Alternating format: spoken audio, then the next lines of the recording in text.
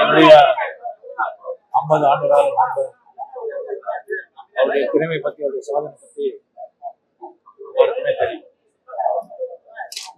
இண்டஸ்ட்ரிக்கு வந்து நிறைய தொழில்நுட்ப கலைஞர்கள், டைரக்டர்கள், நடிகர்கள் வந்து அறிமுகப்படுத்தி அவரை வாழ வைத்த திரையுலகத்தை வாழ வைத்தவர் வாழ்கிறார்.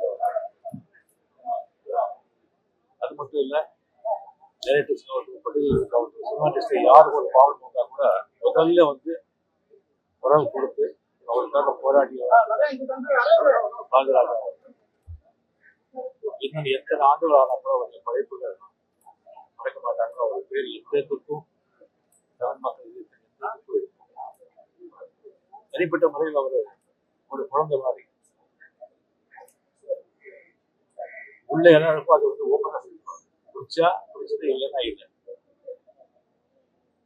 என்னை பத்தி ஒரு நிறைய விமர்சனம் வச்சிருக்காரு.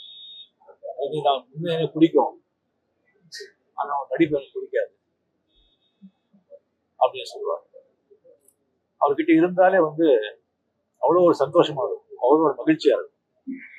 அவளை வந்து ஓப்பன் அவ்வளோ நல்லா பேசுறது யாருமே இருக்கவே மாட்டாங்க. அதனால்தான் மறைஞ்ச எம்ஜிஆர் அவர்கள், டாக்டர் கலைஞர் அவர்கள், நடிகர் சிவாஜி சார் அவர்கள், எல்லாருக்குமே அவர் வந்து அவ்வளோ ஒரு நட்பு, அவ்வளோ அன்போட இருந்தவர்.